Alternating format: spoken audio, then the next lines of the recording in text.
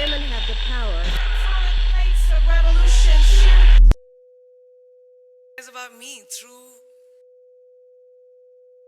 Please welcome to the stage founder and chief creative officer of Badger and Winters, Madonna Badger.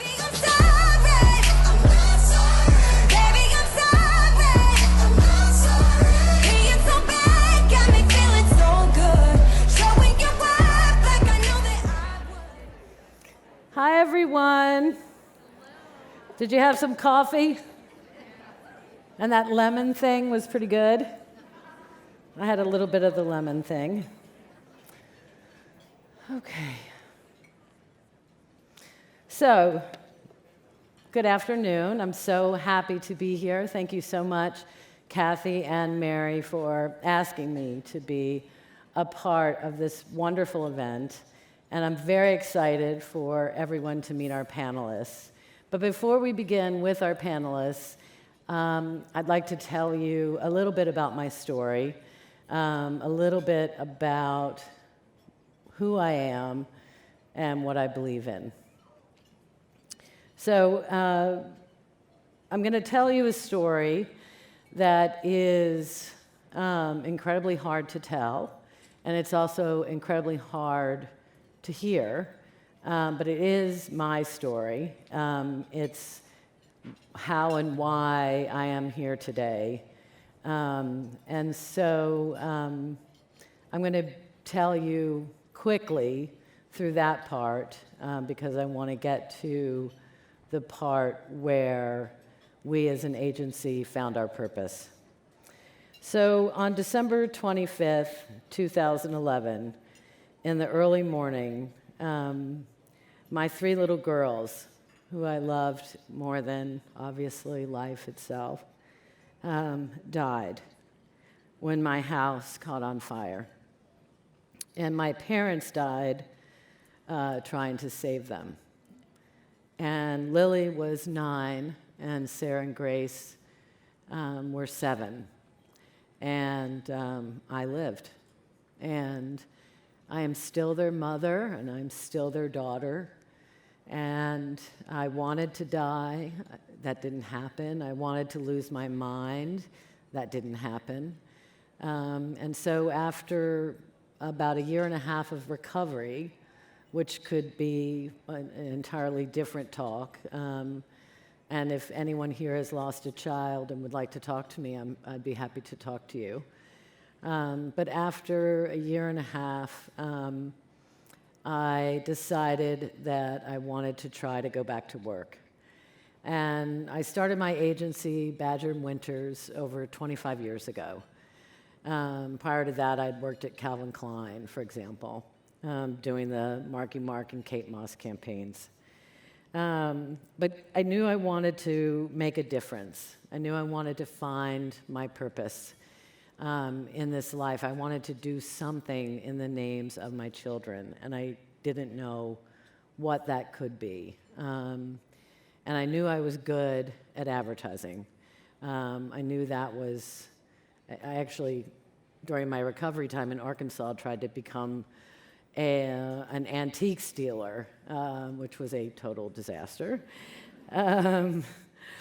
So through a lot of different things that happened and a lot of different research, what we discovered is that 1 in 4 7-year-olds have been in a diet. 1 in 4 7-year-olds have been on a diet by the time they reach the age of 7.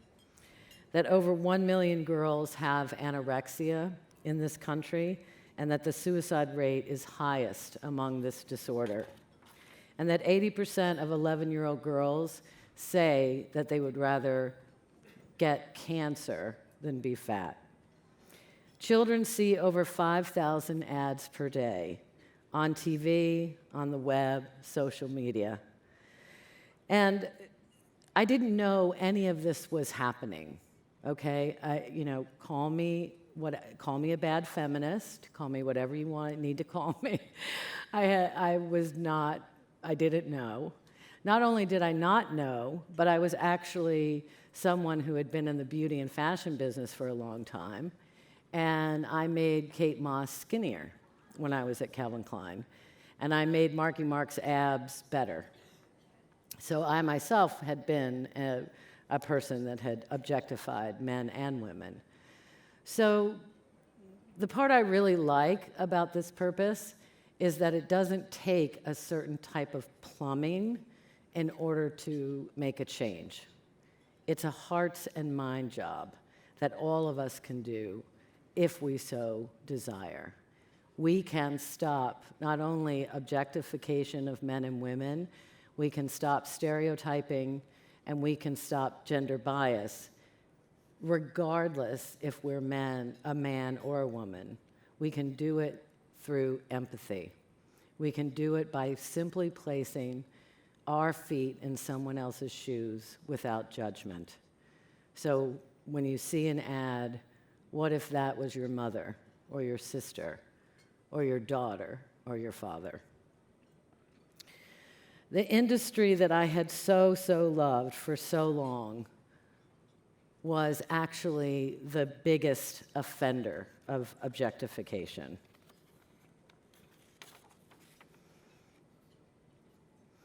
A lot of women, but especially young girls, quickly turn these sorts of portrayals onto themselves, and they self-objectify. They can never measure up to these ideals of perfection, being a sexual object for someone else's pleasure. What they see in the ads, they internalize, and they become filled with shame and anxiety. It's why so many young girls take 75, 100 different photographs before the perfect one gets posted on Instagram. As girls and women, we start believing that how I look is more important than who I am and how I feel and what I can do. And boys and men start to believe the same thing about women. So this is the first film that we did. I'm going to play it for you and then talk a little bit about it on the other side.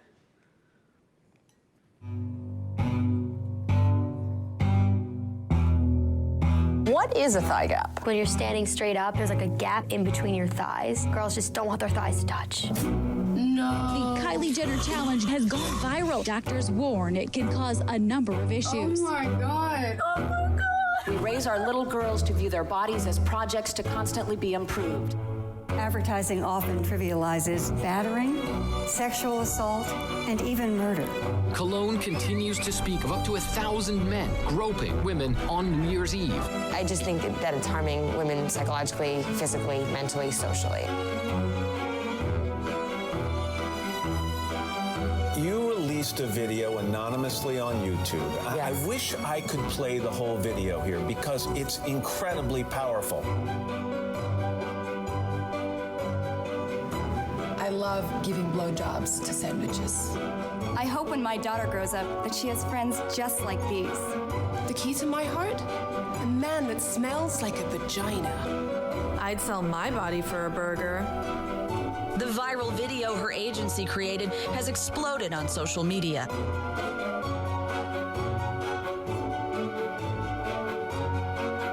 Badger is calling on industry colleagues to stop using images that objectify women and girls. In a world where we hear over and over again, sex sells, can you make a difference? Can you get the rest of the industry to go along with this? I stand up for my sister and my mom. Girls are growing up thinking that how they look is more important than how they feel or who they are and what they can do.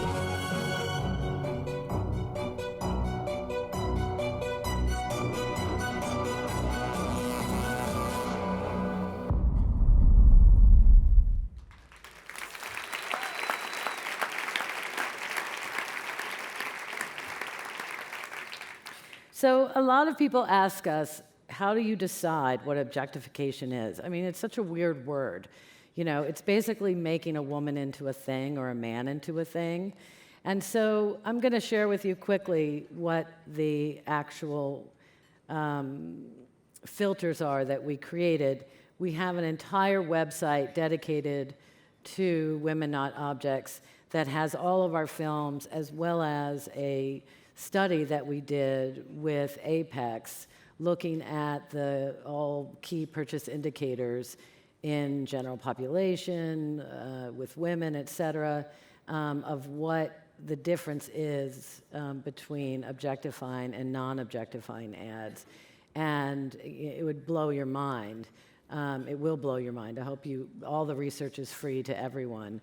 But it's amazing how much it really does harm brands. So a prop. So when we treat a woman like a prop, it means that we take away her narrative. She becomes the subject of someone else's narrative. These are all actual ads that have run within the past 5 years. This is treating a woman like literally like a piece of meat. And this is for a butcher shop. And this is to, you get the story, her new electric toy. But again, it's using her as something that doesn't really have a sense of her own story. It's someone else's story put upon her. Women are sexual beings. We are as sexual as men. Being sexual is not a problem. Being a prop in someone else's narrative is a problem. Body parts. So this is something that we just took off of Instagram. And I think it's pretty self-evident what's going on there. This is where you evidently smoke vapes. I don't know if you guys know that. And this is for an XXL condom. So again, using a woman's body parts in order to sell something.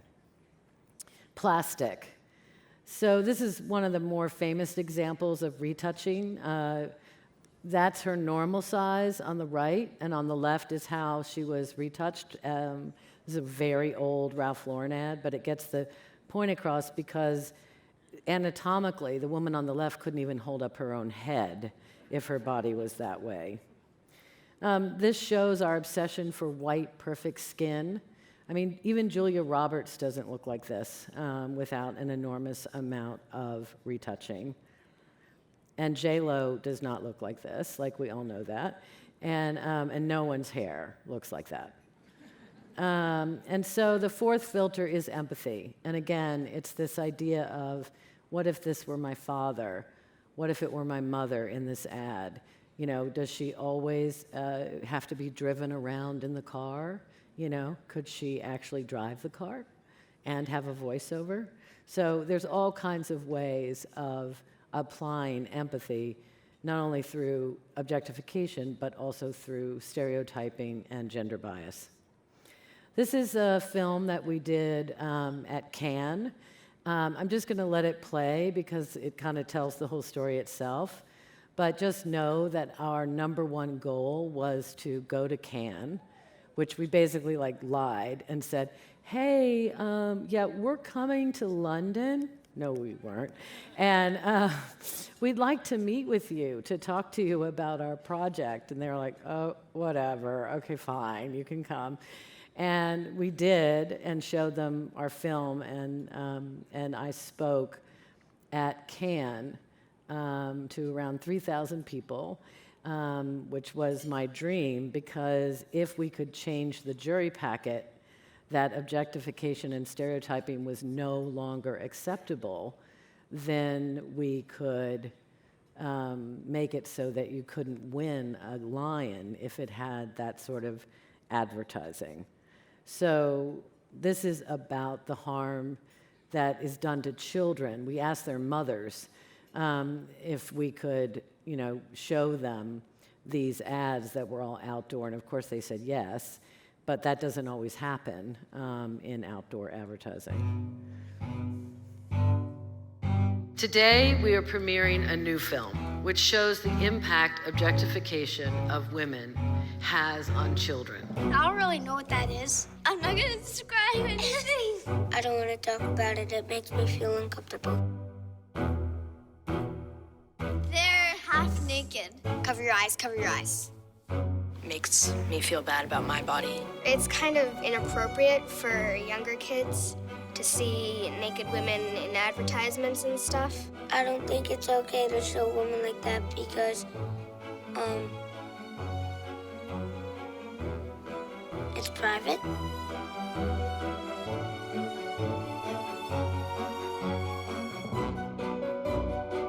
I am asking everyone here today to please sign the petition and join us and encourage your colleagues to do the same. It's about damn time someone stood up against these kinds of advertisements. You know, it seems like it took such a long time for the business, the industry, no offense, to come up with this finally, but it seems like it's really changed quite dramatically. There were big changes implemented at Cannes Lion. There is now a whole piece in it about objectification, but not only that, it's about the harm that is done when we stereotype, when women are treated as less than equal, and that the way to judge that is through empathy. Real change happens when people come together and take a stand. We have that power. We have the power to stop objectification of women in all that we do.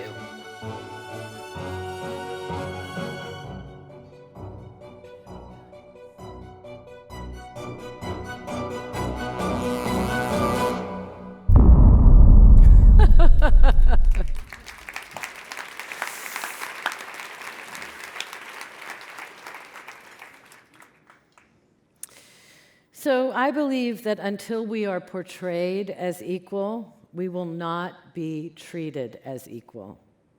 And as 50% of the population, we deserve it. And so what can we all do? The Ad Club has assembled a powerful group of women for us to hear from today. I would like to introduce the following amazing women. Do we have a slide? Thank you. First is Melanie Bolden, Head of Global Marketing and Brand Management at Reebok. Linda Heasley, President and Chief Executive Officer of J. Jill. Stephanie Robertson, Marketing Director, Procter & Gamble, North America Skincare. And Karen Kaplan, Chairman and Chief Executive Officer of Hill Holiday.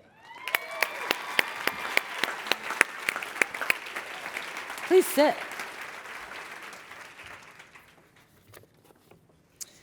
So I thought we would have, isn't this fun with the half oval table? Okay. So I thought we would have a conversation today because all of you are such powerful leaders within the industry of not only busting stereotypes, but really changing how we look at gender. And so, Melanie, I thought I'd start with you. And feel free, anyone, to come in and have comments, questions, etc. So, Melanie, growing up, how did advertising impact you? And how has that influenced your decision-making to challenge stereotypes? Yeah, so Madonna, before I answer your question, I first have to say this is the first time that I had the opportunity to hear you speak in person, not only your personal story, but then also really hear you talk about the mission of what you're doing. And I gotta say, you embody strength, sister, and resilience. Thank you.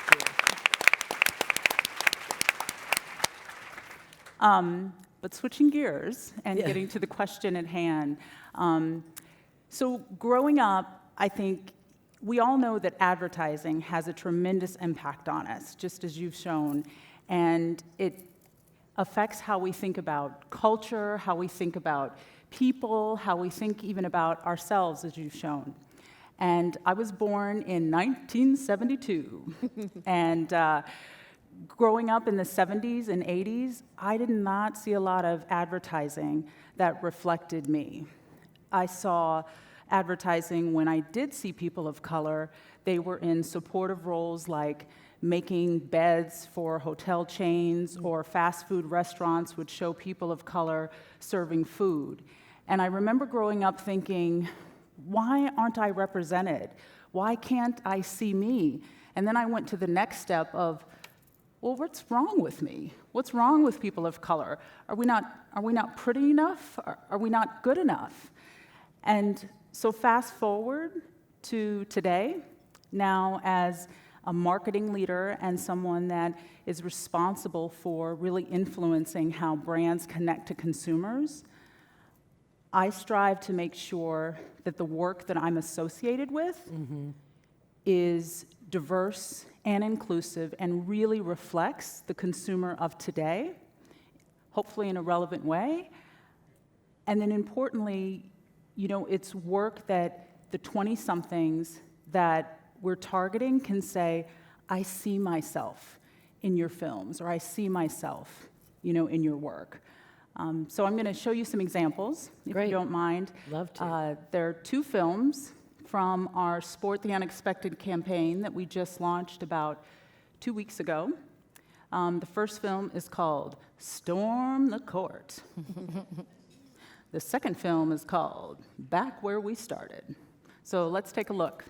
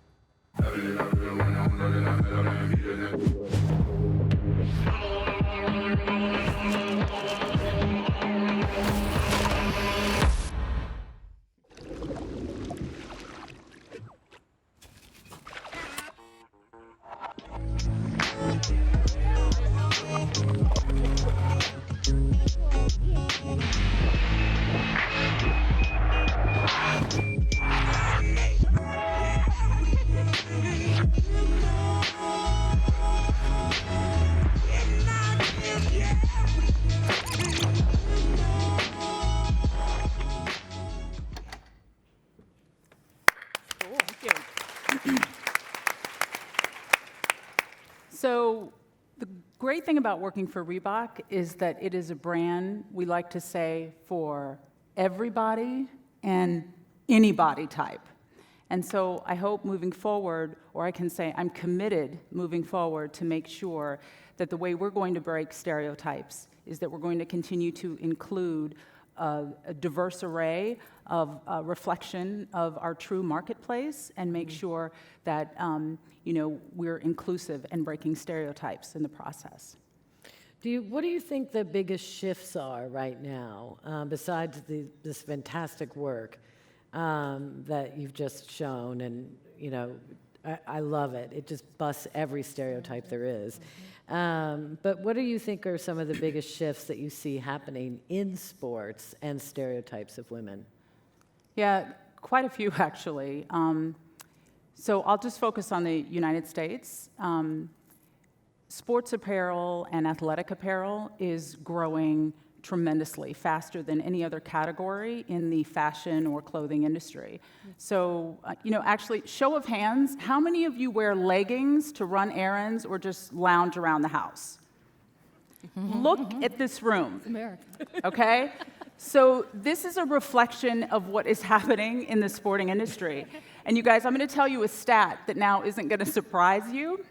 So 80% of athletic apparel and about 70% of footwear is actually being worn, but not what it was meant to be worn for, okay? No judging. No judging, absolutely. So what that means is there's this unbelievable blending, or you've probably heard the term athleisure, this blending between now sport and fashion and function, and it's pretty exciting. But what has happened, though? Software. Exactly, functional software. But what has happened is that from a competitive standpoint, when I joined the company, you know, our competitors were Nike and Puma and Under Armour and Outdoor Voices and Lululemon. Well, I'm telling you guys, people are smart and they are looking at the numbers and they are seeing growing trends. So now my competitors are Tommy Hilfiger and The Gap and H&M, and even Amazon is getting into the game. So the marketplace is getting really, really crowded. And what I'm seeing is that the athletic advertising is honestly looking the same. I call it internally the sea of sameness, where it's a similar type of female look, and she's got this amazing physique, and you know, certain types of fitness activities. And so for us, talk about breaking stereotypes, we want to be seen as bold and daring and unexpected, and we want to represent a woman like she is today, like you saw the work, you know, really taking charge, being empowered and not being afraid to be different. Yes. Well, to be the individual that she is and Absolutely, celebrating that. and celebrating her uniqueness. Absolutely. Yes. So, well, speaking of celebrating uniqueness, yes. Stephanie, P&G has been the market leader in busting stereotypes of women on many of their brands. Yes. Why has Procter & Gamble made empowering women such a powerful part of their marketing efforts? Well, the company has made a corporate citizen commitment that gender equality and female empowerment is a responsibility for our brands and for our organization. And that comes to life in a couple of different ways. So, for example, on our brands, we're telling stories like Always Like a Girl that really empower girls to say you can fight, win like a girl, and that's a great thing. That's not a diss.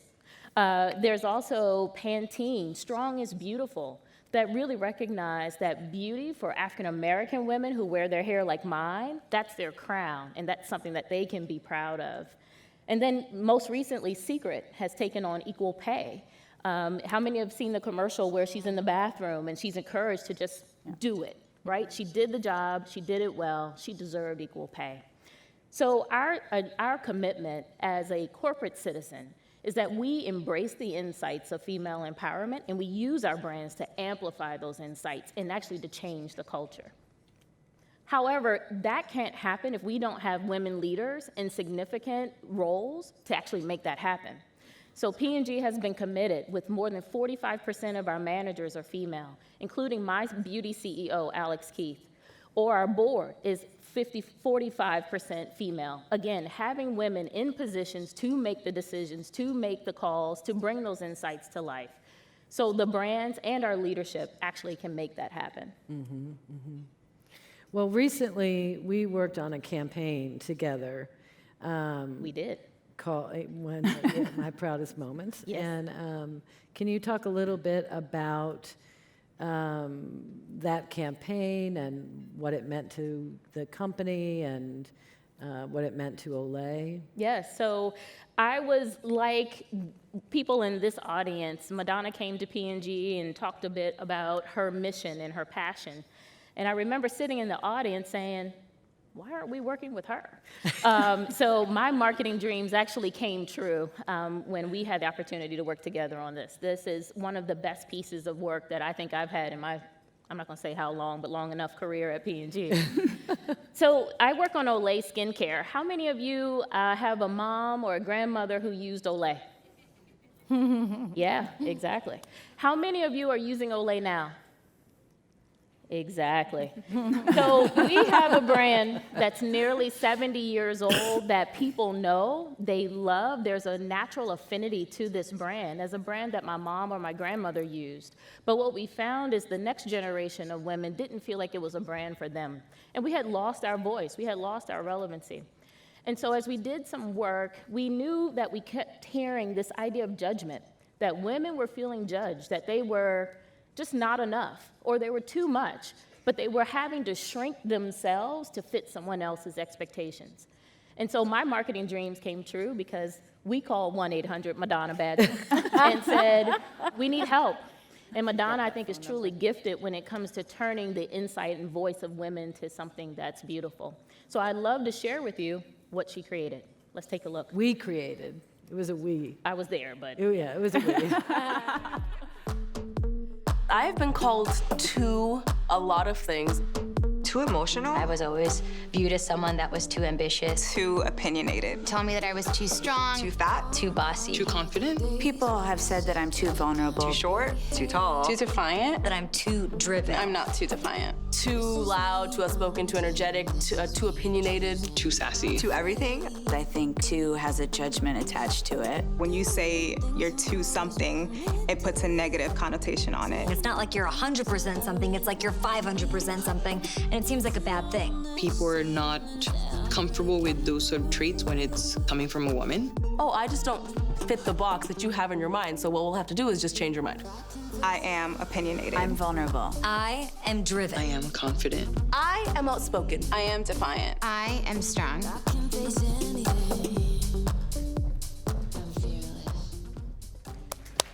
Good.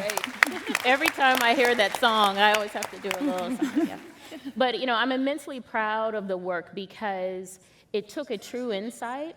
It brought together now 9 powerful, smart, creative women in their own right and allowed them to tell their story in a really true, fearless, and authentic way. And I think we've tapped into something we want to continue to do on our business and brand. Kelly spoke a little bit earlier about the words that were the swear words, right? Just, or, hey, too is a swear word too, right? Okay, Yeah. Can we add too to the list? Because, often I can think back on my career where I was judged as too serious or too independent or too focused. No, that's just who I am. And I'm going to fully embrace that and use that to my best of ability. And we want that to be the message and align that with the brand. So we're super excited about this work. Thank you. Yeah, well done. And do you feel like it's made a difference on the brand? Do you feel that have you seen concrete evidence where younger women are more interested in the brand? Yeah, the stories have been good for not only the business, but for women in society also. So in my business metrics, which of course, people always ask, well, did it move the needle? We're seeing our household penetration improve nearly double digits. We're seeing our brand consideration move significantly up, particularly with young women who, again, knew the brand but didn't believe it was for them. We've seen our sales improve. We're seeing equity scores move. So when we find the right insight and when we're able to bring it to life in a really smart, I think, beautiful way and actually connect with women, they're now choosing our brand more often. So it has made a difference, and it's something we want to keep doing. Yeah, thank you. Yeah. And thank you for the work. Oh, thank you. Yes. I loved it. I loved it. So, Karen Kaplan, Chairman and CEO of Hill Holiday. There's my people. Yeah. Hill Holiday's in the house. When you started your journey at Hill Holiday, advertising was a different world. Mm-hmm. And you are one of the most unique women I've ever met in this business, where your journey literally took you from receptionist to CEO and chairman. How has... By the way, I've gotten like a shout out and applause. I haven't even opened my mouth. This is my favorite conference ever. Keep coming. Keep coming back. So how has this industry changed for women, in your estimation, for the better? Well, first I'm going to just talk a little bit about how it was when I started. Great. Kind of a before and after. So if we can roll the first little film. We were hoping that McCann Erickson could provide, at the minimum, an introduction to your department store clients, so we can assess their desire for a store brand. I know they'd be happy to meet you. Especially Dan Higgins. He loves redheads. Would you be able to tell him what's so special about your panties? The benefits are listed there, but basically they're more sheer, softer, and more like silk to the touch, yet still very strong. So you can pull them down over and over. You can wear them quite a few times before they run or lose shape. So that went on for about 3 minutes, and I remember that as soon as you asked me to participate in this, and Kathy, I thought, I want to show that clip. It went on for about 3 minutes. It gets grosser and grosser. I tried to pick sort of the most tame. But that was probably one of the later seasons of Mad Men. So it's late 60s. I started in the early 80s. So it was about 15 years later.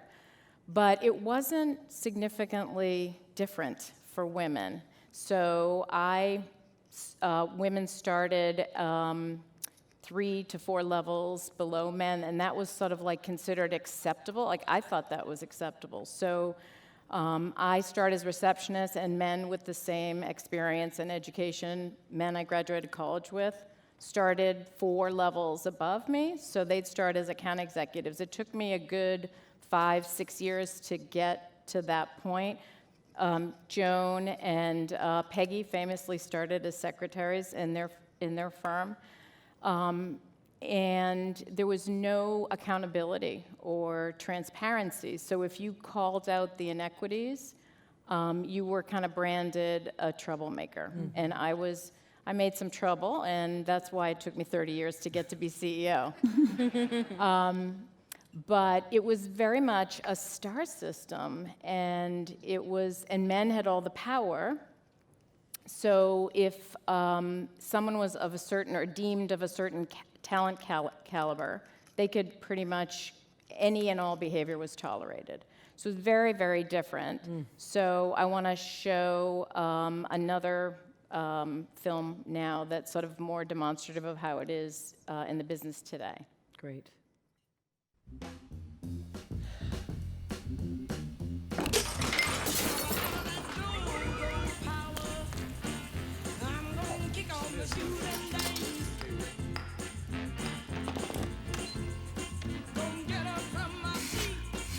Bank of America is proud to support women in their journeys on and off the course. What would you like the power to do? That's really smart. Love that. Yeah, thank you. I'm going to clap for that, too. I didn't do it.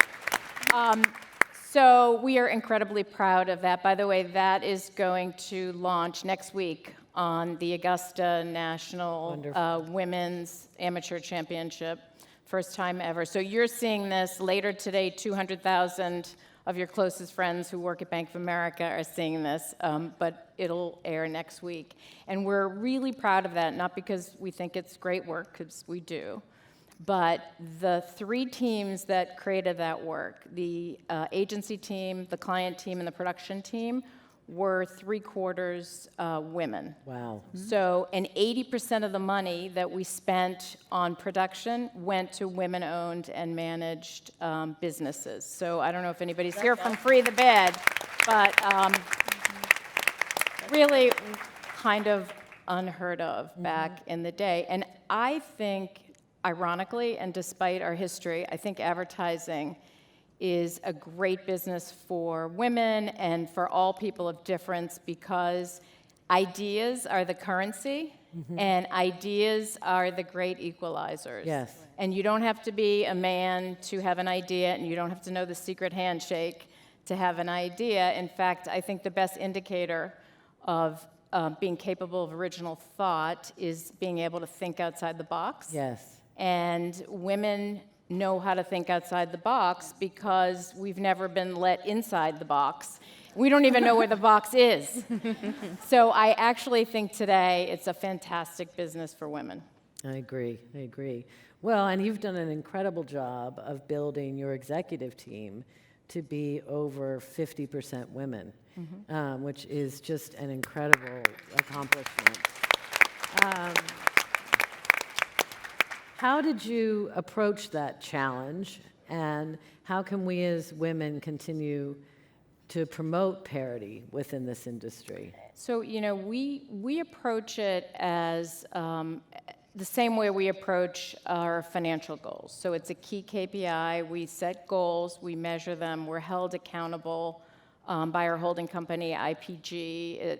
My compensation is tied to diversity in the agency of all kinds, which I think is pretty unique. And we've got a series of strategies for entry-level, mid-level, and senior women. And the three that I have found the most productive for senior women are, the first I call See It, Be It, which Madonna and I met at Cannes last year, or 2 years ago, when she was the ambassador for the See It, Be It cohort of women. It's an amazing program, and I was participated in that. And I've kind of been following her around ever since. Ditto. But I call it See It, Be It, which we all know if you can't see it, you can't be it. And if you can see it, you can be it. And so we are committed to having a senior woman officer, at least one, in every single department and discipline at Hill Holliday. And we found that it helps recruit women at all levels, and it really helps with retention, with making that pipeline less leaky. We also do a lot of pipelining. Every member of my senior team, my executive team, is responsible for creating connections and relationships with women outside of Hill Holliday, even before we have job openings. So when we do have an appropriate job opening, we reach out to those women first. Nice. And again, that's part of their performance evaluation. Wow. And then the third that I think has been really helpful, that I can't think of right now, but I will think of it if I keep talking, is, diverse slates. So we insist on diverse slates for all, particularly senior positions. And if someone says, well, I can't find qualified women for this position, that's why the slate's not diverse, I close the rec. And then it's amazing how fast they find senior qualified women for those positions. Yes, that's right. Exactly. Yeah. So I think it's about accountability. It's about transparency and accountability. But that's been incredibly helpful for us. That's great. Yeah, that's amazing. Great. Yeah, amazing. Linda, you are now president and CEO of J. Jill. In the house. There's your people. My people are here. And you have been really a force in so many different worlds, from the Limited to Lane Bryant, which is a division of the Limited. I mean, you've been a part of the women's apparel industry for over 2 decades. Thank you for reminding me. You're welcome. What do you see as the most impactful changes that have been made in how your industry as a whole markets to women? The garment industry, the apparel industry, particularly women's apparel, is fraught with dated concepts. Even the terms. Missy. I mean, my brother was a husky. And when I went through the archives of Lane Bryant, I found an ad from the 30s and the 40s where it said, I kid you not, calling all chubbies. And that's the stereotype, and what we had to break up. We fueled the I'm No Angel campaign in part because, not in part, because of that, where we wanted to challenge our very narrow standards of beauty in this country. And it's all-encompassing. I mean, I love the work that you all are doing, which is really important. So what I have seen, though, we have moved the needle, which is really exciting. Yes. You are seeing more women of color on the runway. You are seeing more size inclusivity, and I credit designers like Christian Siriano with doing that. And he did that in part as we were doing a collaboration with him at Lane Bryant.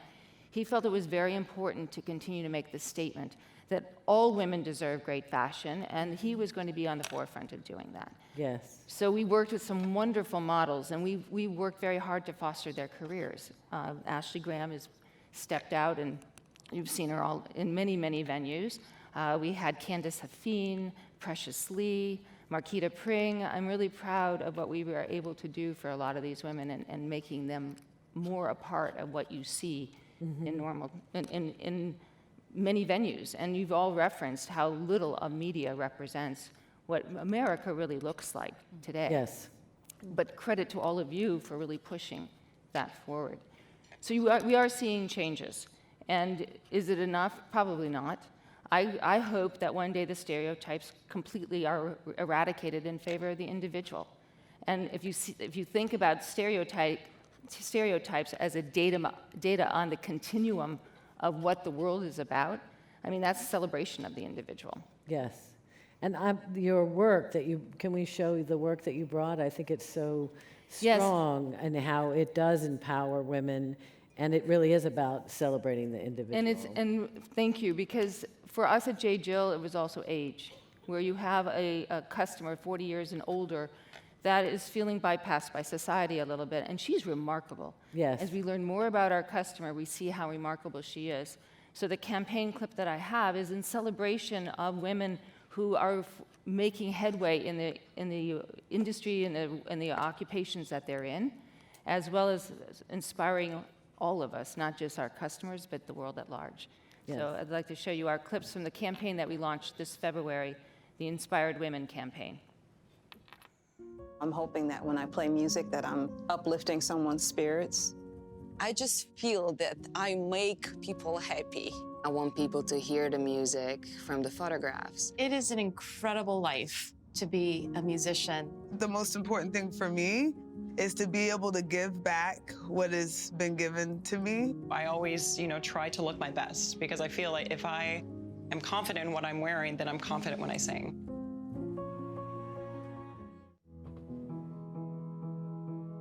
I draw everywhere I can. I'm inspired by everyday things. What I love about my work is the chance to make tangible things. I try to make connections between the past and the present. A lot of younger women don't assume that they'll grow up to be CEOs one day. I've had a lot of young women in my office, and it's always been very important to train them to be really strong and to hold their ground and to not back down.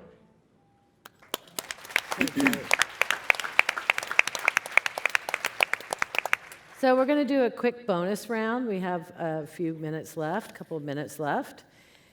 So, I think that coming up with actions is so important. Awareness is important, but action is really where the rubber hits the road.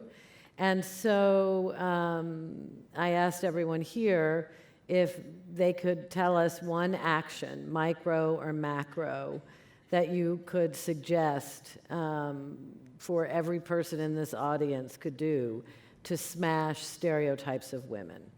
So, bonus round. So we have about 30 seconds each. Melanie, would you like to start? Sure. Even though you asked for one, I'm going to be real quick. So macro, I would say for women to continue to strive for, fight for, demand, work for getting a seat at the table and aspiring to become senior leaders. Because as you could see from this amazing panel and the speakers that we heard from today, when you have a seat at the table, you are able to influence policy, you are able to influence culture, as well as smash stereotypes. So from a macro standpoint, although we've made progress, we have to keep going. Mm-hmm. And I would say from a micro standpoint, Kelly mentioned this before, and I think, Stephanie, you highlighted it, and I'm just going to reiterate it because I hear it every day, and I've heard it in every company that I've worked for, is we women have a tendency to qualify our statements. So before we ask a question or before we make a statement, we say, okay, this may be a bad idea, or this may be a stupid question, or this may be naive, but you guys catch yourself and don't do that anymore. Mm-hmm. And donate. And as women leaders, when we hear younger women say that to us, we can also say, don't do that. Right. Stop doing that. I'm not listening. La, la, la, la, la, la. And it's important because I think we're talking about breaking stereotypes, but if we keep doing it, then we're just feeding into the stereotype that we're not good enough, we're not smart enough. So let's stop doing it. Yeah. Thank you. Linda. Macro, make a difference in your community. Help other women get to where they can be. Our Compassion Fund is set up to fund 19 shelters across America to help women move faster forward for themselves and their families. So macro level, make a difference in the communities. Micro level, hug your children. They're the promise for the future. And along your lines, don't apologize. Right. Be who you are. Yes. Well said. Mm-hmm. My turn. So I'm taking on the issue of parental leave I work on the staffing team. Oh, good. Thank you. I'll record that and take that back to the office.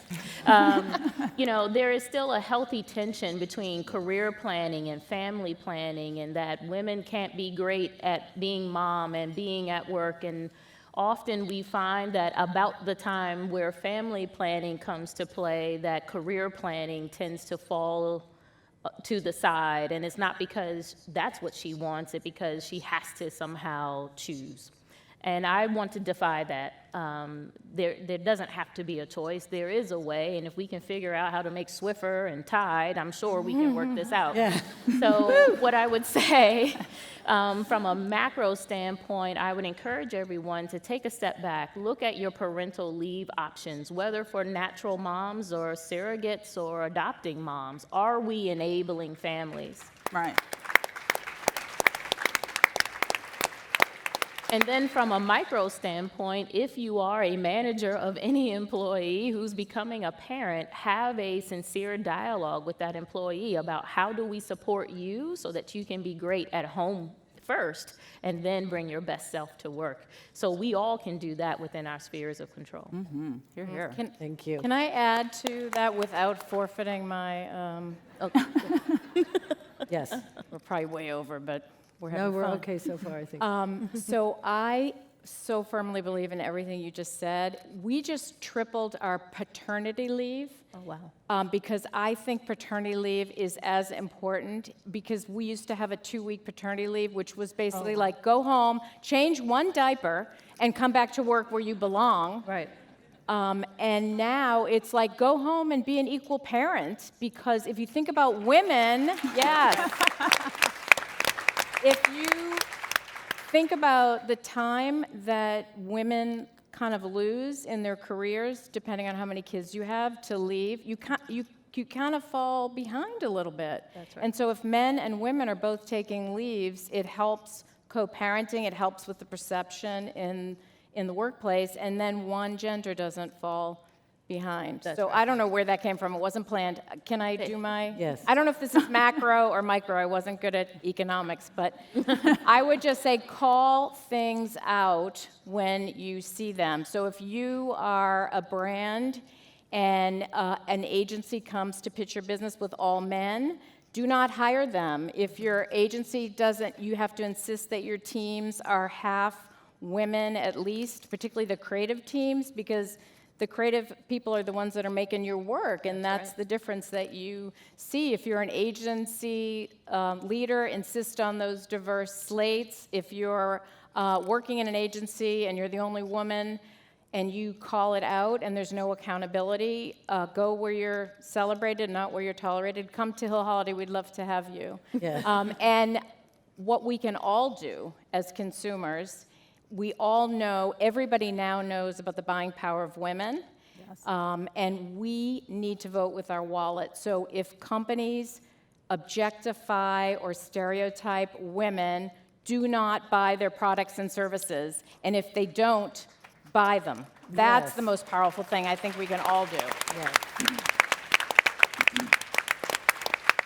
I'm going to add one quickie because I think we're out of time, but my add to this would be stop blaming men. It's not their fault. That, you know, it's convenient, and yes, there are sometimes some bad men, just like there are some bad women, but the reality of it is that this is an inside job. Equality is an inside job where we band together regardless of plumbing. Mm-hmm. And for me, that has been the most successful way that I've been able to reach, and Jim and I have been able to reach men and women, is to say we're not here to blame, we're not here to shame, we're just here to talk about it and go to the next direction. So thank you for being a great panel. Thank you. You guys were wonderful. Great, thank you. And thank you all for being a great audience. This was a wonderful, wonderful, wonderful subject matter. I loved it. So thank you. All right, thank you. You have to leave now.